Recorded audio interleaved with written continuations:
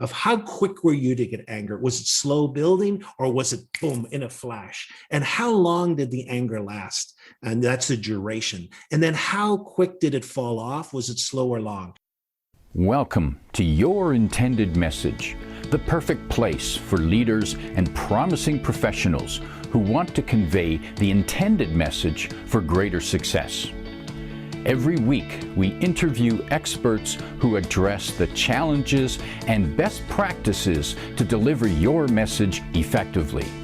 That might be one-to-one, one-to-few, or one-to-many. And perhaps the most important conversation, one-to-self. I'm your host, George Torok. My guest today is Irvine Nugent. Here's 3 facts I think you should know about Irvine. 1, his mission is to help leaders harness the power of their emotions so they can make deeper connections to have greater influence. 2, he is the author of the book, Leadership Lessons from the Pub. It must have been a delight writing that book, doing all that research.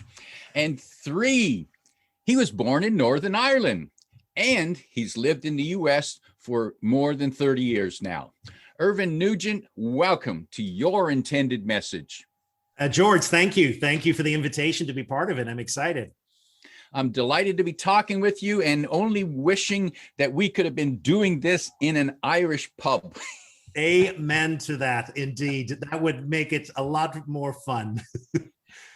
Irvine, you are a specialist in emotional intelligence, and that's a term that's been made popular by Daniel Goleman. And there are a lot of people who think they know what emotional intelligence is. How do you describe emotional intelligence, and in particular in terms that people can immediately grasp it and go, aha, I get it? Well, George, emotional intelligence, as you say, is an interesting term, and it is a catch-all term that's really not that precise because people think of it in different ways. How I like to describe it and define it is that people with high emotional intelligence are able to do 4 things very well.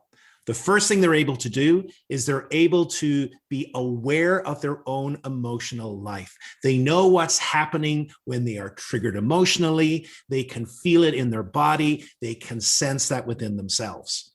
And then the second thing that they're able to do when they know that's happened, they have a set of tools that they can reach into and they can manage those emotions to the best outcome that they want. Third thing they're able to do is they're able to recognize what's happening in others, the emotions that are happening in others, recognizing the tone of a room, feel that when they enter it. And then the fourth thing is to use all that information to manage the relationship that they're in so that relationship has a positive outcome. Are you suggesting that people who with high emotional intelligence are more in control of their emotions? Well, it's an interesting question. I think they are more aware of their emotions. I think they have greater ability to manage those emotions. But just like anything, George, we are tired or we turn up, etc.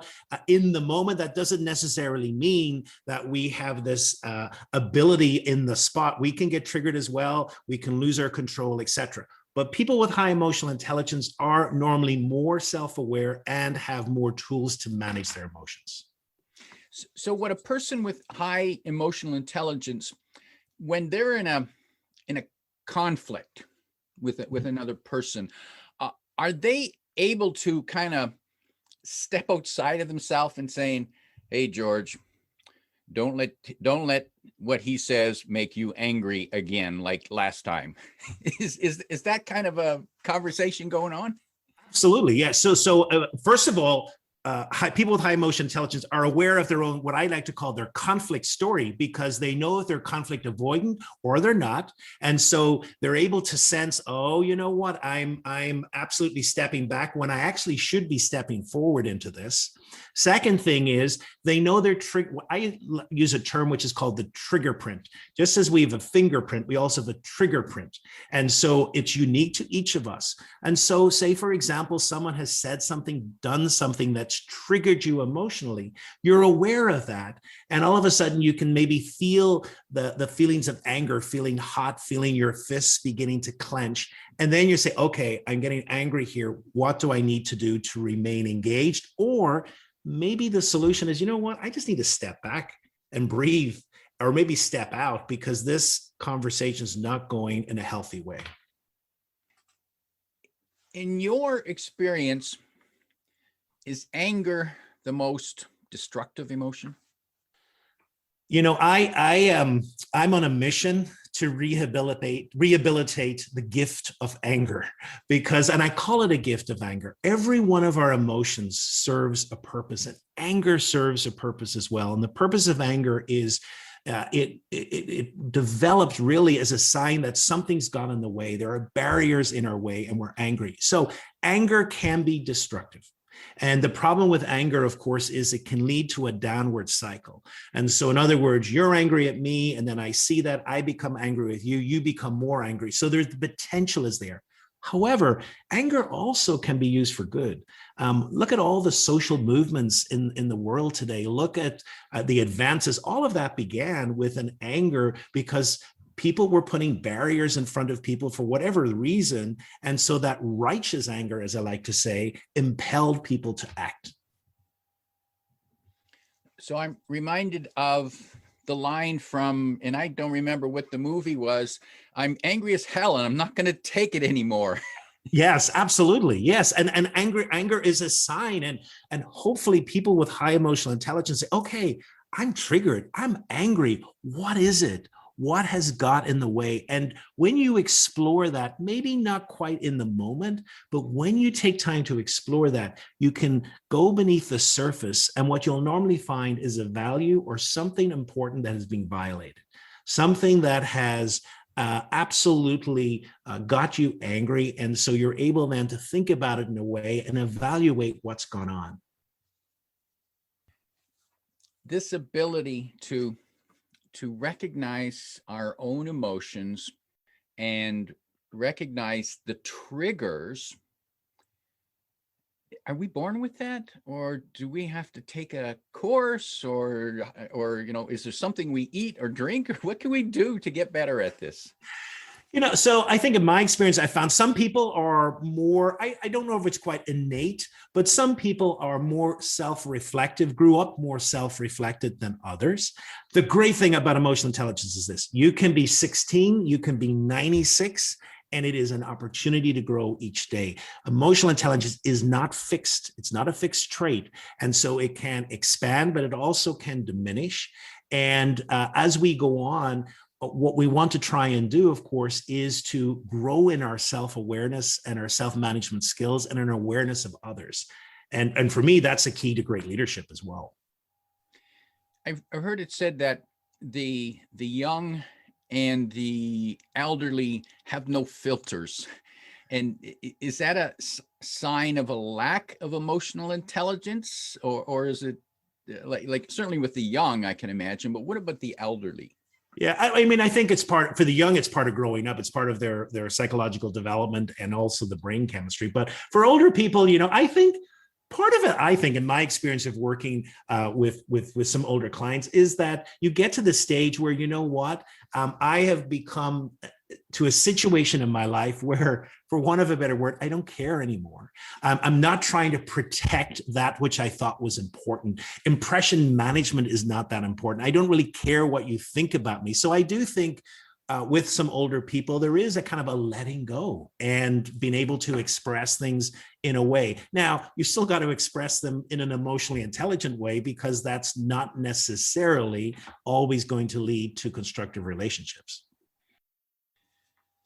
How can you recognize the lack of emotional intelligence in people around you, especially if they work for you or work with you? Well, I think there's a few things. Number one is I think you become aware with noticing how unaware they are of some of their emotions. So say, for example, someone around you gets very angry, makes a comment or something, and is totally unaware of its impact in the room. Also, people who have very poor ability to read others. They don't sense what's happening. They don't sense the emotion of others, and they're not able to modulate that. They're not able to take that into their frame of reference and modulate. And then the other thing I would say is what I like to call their emotional lexicon is very narrow. And so if you ask them, how are you feeling? They don't have a lot of ability to grab different nuances about their emotional life. So I'm sad, I'm happy, I'm angry, and that's it. Whereas you'll know a really emotionally intelligent person, they've nuances about that. I'm elated or I'm miffed. They have different words for it to express intensity of what they're feeling and are able to modulate that for less intensity or more intensity. In a team building mode, what can the leader do to enhance the emotional intelligence of the team, especially during these times of the pandemic? So I think there are a number of key skills that I think are important, especially when it comes to team building. I think the first one is our ability to listen. And so very often we're really not listening. We're listening with the intent to respond rather than truly listening to the other person. So I think there are some great team building exercises around, what are my listening barriers? How might I listen better? Am I truly listening to others? Taking some time as well just to check in with each other.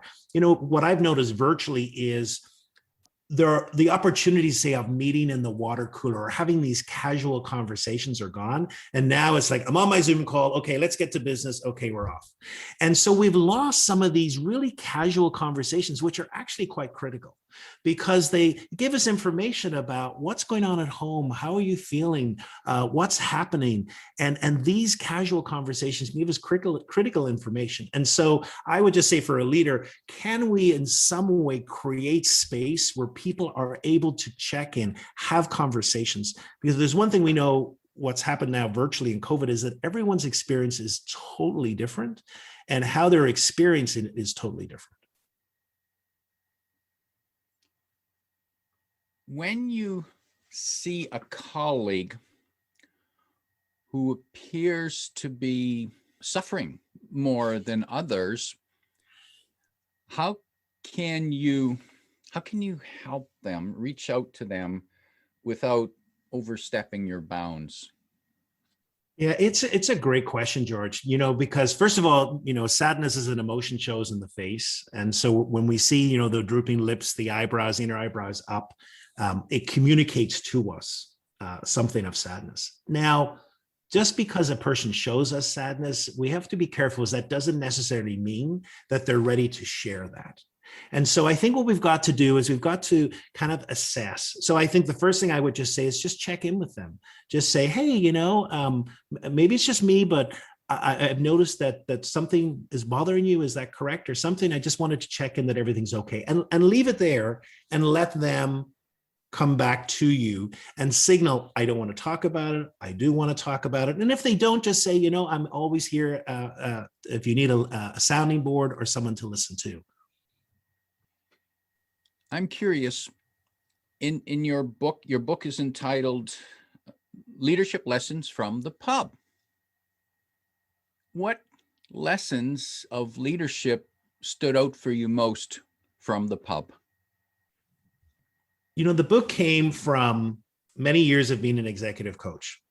And the thing that I kept hearing time and time again in that coaching session was, how do I engage employees? How do I stop turnover? How do I create a culture that people want to be in? And the more I thought about that, the more I thought about my childhood. I grew up in a pub. And then the more I thought about that is here you have this institution, hundreds of years old, where people voluntarily go to.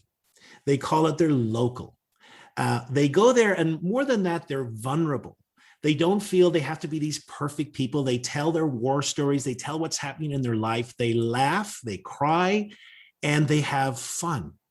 And so the more I thought about this, I said, what a wonderful image and metaphor for the workplace that we want.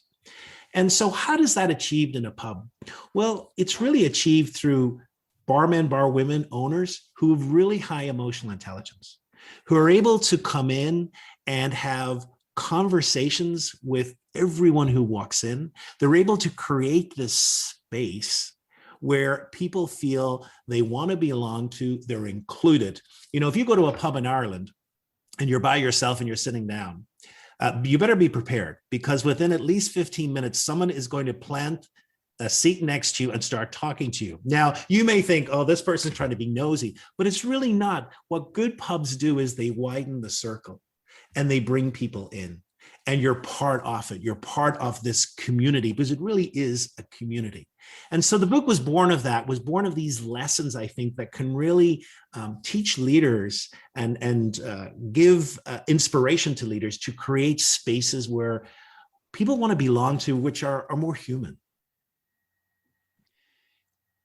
Can you identify a time or point in your life when emotional intelligence suddenly became important and valuable to you?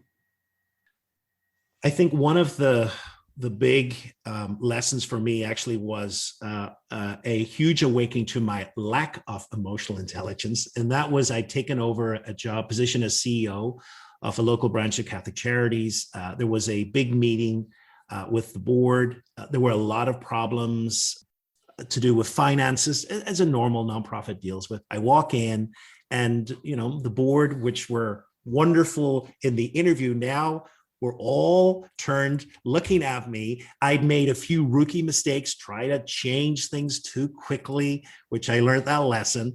And all of a sudden, boom, it was like every single arrow was pointed at me, and I was triggered and I shut down.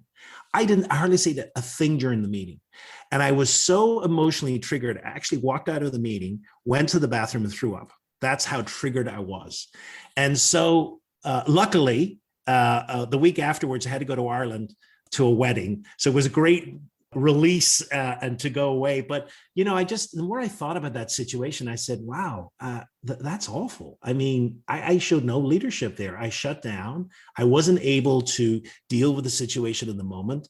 And for me, it was just an awakening that I need to change that. I need to become more self-aware. And for me, it was an awakening about, I don't like conflict. And so when people come at me, I shut down and I said, oh, okay, well, that's hardly surprising knowing my childhood, but I need to change that, because conflict is part of life, and it's certainly part of leadership. You mentioned your childhood in Ireland. And at one time was known for conflict. How much of an impact did that conflict have on your character, your emotional intelligence, and where you went from there? Yeah, I think I've come to appreciate it more as I've got older. But I am a child of the Troubles. That's what we call my generation. I was born the year they started. At the age of 6, my family lost our home and our pub in a terrorist bombing. And so we were deeply impacted. And I think it placed in my heart, I can remember always saying, is this all we have?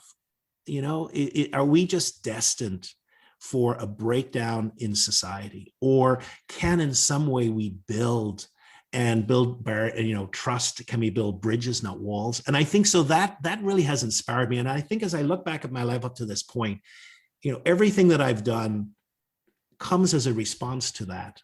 And certainly the work that I do at the moment are there ways that I can help people make emotional connections so that, conflict is inevitable, but it doesn't have to be destructive. What are the ways that a person who is emotionally intelligent, a high emotional intelligence, what ways might they deal with conflict? Because it's part of life, everyday life. Great question. So I would say, first of all, I think I just said a little bit earlier as well, they're able to realize their own conflict story. So they know whenever they're pushing back or not. Sometimes when it comes to conflict, sometimes we need to stay connected. We need to be in there and have a conversation and not withdraw. Sometimes we just need to withdraw a little bit. Things need to cool down, and then we have to have a conversation. But then when it comes to the actual conflict conversation, what I think a really person with high emotional intelligence is able to do is that they are able to, first of all, pre-conversation, realize what are some of the emotions that might be happening in this conversation? What are some of the triggers that could happen to me? And so they're able to prepare a little bit. Oh, you know what? I think they might say this, and that's going to make me angry. So what am I going to do then? And then in the midst of the conversation, when they feel the physiological things happening in their body, when they feel they have been triggered, they're able to insert little things. Like one of the things I teach leaders is a 7-second reset, which is just a very simple, brief stop where we're able to refocus, recenter, breathe in, breathe out, adjust our bodies so that we're really in real time making some adjustments. And that's what emotional intelligent people can do. They can make these adjustments. They can sense if their voice is getting louder. And so they're able to act as a calming force. Instead of what I talked about, the danger of anger is that I can go in a downward spiral. So preventing that happening as well and become a much more calming influence on the conversation. I'm wondering if one of the outcomes, or maybe one of the fundamentals of emotional intelligence is having better conversations with yourself. Yeah. Oh, absolutely. Yes. I think, for me, the core of emotional intelligence, the foundation is always self-awareness. And self-awareness, and to realize that takes two things. I think first of all, it takes a little bit of humility, that there never comes a time when we know ourselves.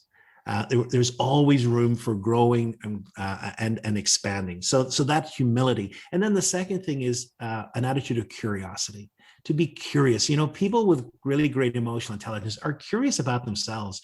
They're curious about the situations. They make time to reflect on what's happened, and they look back and they realize, like if I get up in the morning, I'm feeling tired, I'm grumpy, I know it's going to be a difficult day for me to keep my emotions in check. So just even that humility to know that is really fantastic. When we do get angry, how do we review that? How do we debrief after, so we might prevent it or perhaps make it more productive the next time, because there will be a next time? So it's a great question. One of the things that I do in some of my training is I actually have people plot out the angry episode. And so I make them draw a graph, and the graph is the horizontal is the time and the vertical is the intensity. And so I say, reflect on the situation and now draw a graph of how quick were you to get anger? Was it slow building, or was it boom in a flash? And how long did the anger last? And that's the duration. And then how quick did it fall off? Was it slow or long? And so what you begin to find out, I think visually it helps us. Whoa, this is interesting. Now, if you're with your partner or with a colleague or whatever, one of the things I suggest is, well, get them to draw their experience of your anger as well. And then it becomes an interesting conversation about the anger and the experience of the anger. And what we're trying to do, George, is we're trying to, in many ways, become aware of patterns. Because as you say, it's going to happen again. And very often our anger is caused by a particular trigger, et cetera. And so we become just more aware of when it's triggered, how quick it is, et cetera. And the more knowledge we have about that, the more able we are to manage it in the moment, become more aware. Because what we're really trying to do is we're really trying to insert and manage it before we act with behaviors that will later. For those people who perhaps want to explore their own level of emotional intelligence and maybe improve where they're at, I believe they can find a course on your site that can take them through the process. And the beauty is that you've made that course available at no charge. They can find that course, and it's on your website. Tell us your website. So it's irvinenugent.com/gift, GIFT. And it is a free e-course which goes through the fundamentals of those 4 building blocks of emotional intelligence, and also provides you with some really neat tools that you can begin to integrate to kind of help you begin to grow and expand your emotional intelligence.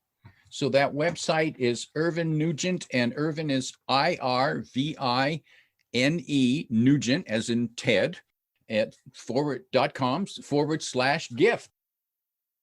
Irvine, if there's 1, 2, or 3 pieces of advice you could give to a person as they start their day, their work day, to move through that day in a more positive flow, more positive direction, by tapping into their emotional intelligence, what might be those 1, 2, or 3 suggestions you suggest to people? Okay, so first of all, I would suggest create an intention for the day. So the first thing is absolutely look forward and say, what do I want this day to be? What is my intention for the day? If everything went right in this day, what would it look like? So often we say, oh, this is going to go wrong, or that could go wrong. But I always say, what if everything went right? How would I feel? And then the second thing is transitions. Every day we have transitions from work to home and home to work. Now, with COVID, that's not quite, people are working home, but still we have a place at home, which is our office. I always say, be very deliberate in making those movements. So become aware as I sign into the Zoom meeting or I go to the office, what am I carrying? What mood am I in? And then do I need to make a shift? Is this going to serve me? Is it serving the others? And then vice versa. Just say you've been in a horrible meeting, you're just aggravated. Be aware of that. And before you go into home, or before you go back into the living room or the kitchen or whatever, and maybe you say, you know what, I just need to walk for 5 minutes and just get rid of this so that I can show up the way that I need to show up at home or at work. My guest today is Irvine Nugent, reminding you that you might want to ask yourself these questions. What is your trigger print? And are you being sure to use the 7-second reset? If you like what you heard, remember to like, comment, and share this podcast. Come back every week for more practical insights to help you deliver your intended message. I'm your host, George Torok.